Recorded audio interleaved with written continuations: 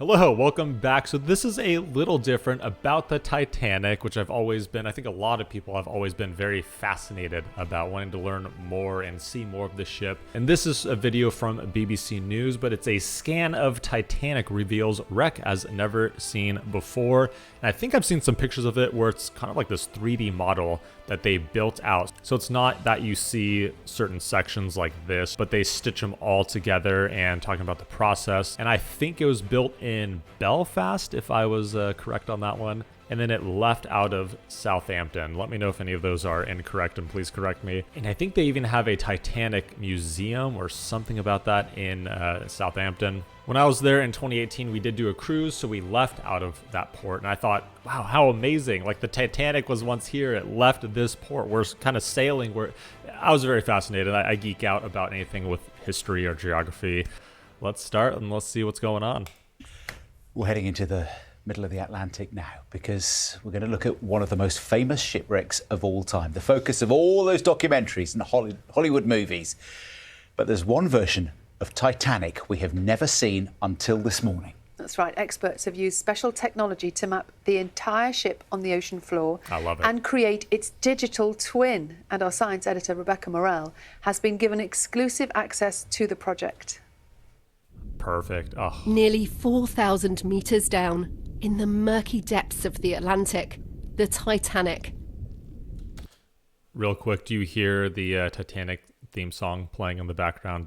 That's what was happening in my head from the movie.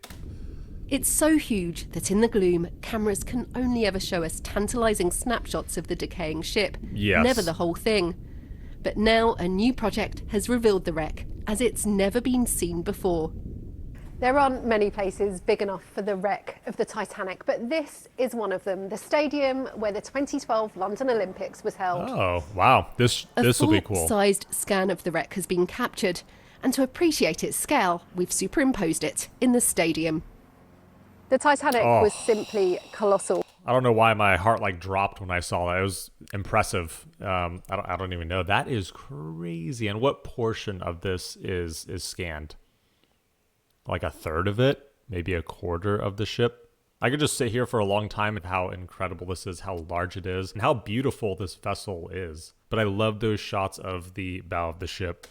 And this 3D scan reveals the wreck in its entirety.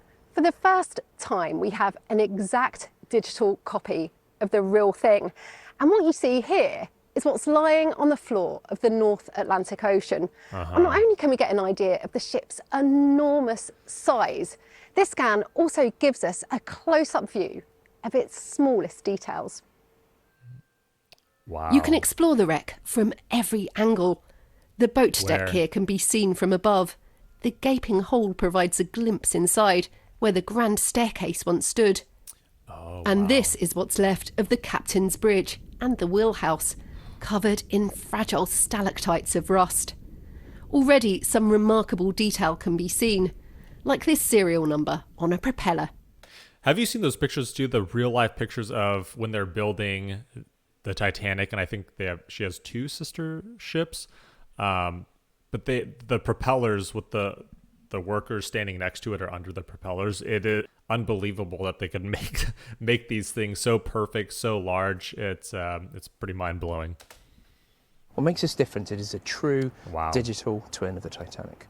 The resolution is phenomenal, genuinely phenomenal. I've not seen anything of that resolution. This will allow scientists, historians to re-understand how the Titanic came to be where it is. And it's also it's a snapshot in time. The Titanic was scanned last summer. Submersibles were deployed, remotely controlled from the ship. They travelled the length and breadth of the wreck, back and forth. 700,000 images were taken from every angle to build up an exact 3D reconstruction. It's amazing. The wreck is in two parts. The bow is still instantly recognisable, more than 100 years after it sank. 800 metres away, the stern, though, is a chaotic mess of metal. It collapsed as it corkscrewed into the sea floor. In the surrounding debris field, items are scattered. Ornate metalwork, unopened champagne bottles, and personal possessions too. Dozens of shoes resting on the sediment. Despite how extensively the Titanic has been explored, there are still many fundamental questions. I was thinking, because I know there is this bacteria that is speeding up the process exponentially of the decay, just rusting, collapsing, making the Titanic disappear, and I forget what it is, the next 20 years or something, it'll be gone.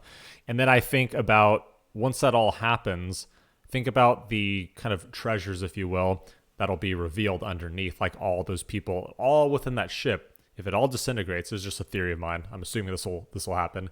Once it all disintegrates, rusts away, probably some amazing things will be revealed kind of in the wreck, like shoes and other items, a piano, I don't know what, but I have been thinking about that, and just one of my random thoughts from my nerdy side. The hope is this scan could provide answers. We really don't understand the character of the collision with the iceberg. We don't even know if she hit it along the starboard side, as shown in all the movies. She might have grounded on the iceberg. And this photogrammetry model is one of the first major steps to driving the Titanic story toward evidence-based research and not speculation. The sea is taking its toll on the wreck. Microbes are eating away at it, and parts are disintegrating. Time is running out to find out what happened on that April night in 1912, when more than 1,000 lives were lost. But the scan now freezes the wreck in time and allows experts to pore over every minute detail. The hope is Titanic may yet give up its secrets. Rebecca Morrell, BBC News.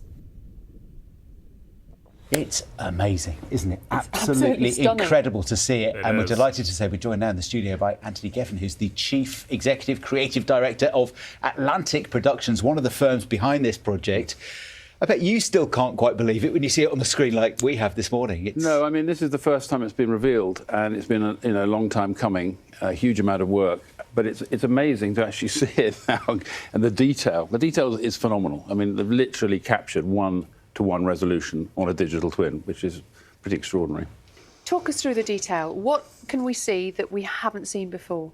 Yeah. Well, I first went to the Titanic about 5 years ago on an expedition because nobody had been to the Titanic there for 14 years. And what we were looking at is what's the state of the Titanic. And it was extraordinary, and Titanic just captures you in a way. So what I really wanted to do was to be able to go back and break new ground, to actually capture the Titanic in a way that we could properly use science to look at what happened on that fateful night. And we met up with deep water specialists, Magellan, and they mounted an extraordinary expedition to the Titanic to capture literally every rivet, every detail, using scanning and other technology. And that gives us, I mean, what I never dreamt we'd have, an ability to literally look around the site to find out what happened, or we will find out because the journey's beginning now, to find out what happened on that fateful night, but also the details of the personal stories. You know, we can actually tell. That is so crazy to me that the back half of the Titanic is just, when it was corkscrewing down, just collapsed. Just the pressure just destroyed it. Whereas the front looks pretty good. Maybe there's a lot more structure, or I don't even know what, but it's pretty wild. It must have been much more violent in the back, or how it filled up and came down really quickly. I don't know, but the difference is pretty stark. Tell from the wreck, we can see personal details and tell personal stories.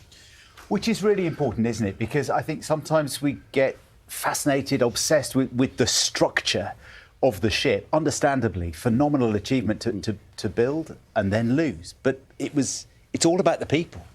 It is all about the people, and I mean, you know, just a couple of examples of what the scientists are already coming at and what's coming out of the wreck. We can go to Boiler Room 1, and Park Stevenson, one of the Titanic experts, has worked out that when it actually imploded at the top of the boiler room, and so it was alight when it into the water. So we now know that boiler room was the boiler room, and who's in it, who were keeping the lights on that allowed so many people to escape the Titanic.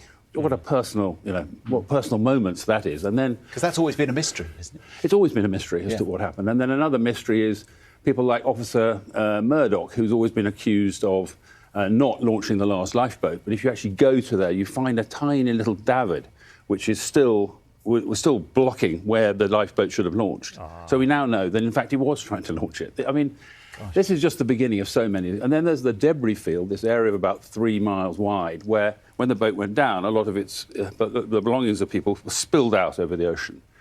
And we're using artificial intelligence of faces and other details of each passenger to actually say, who is that watch? You know, whose is that megalodon necklace that we found on the bottom of the ocean?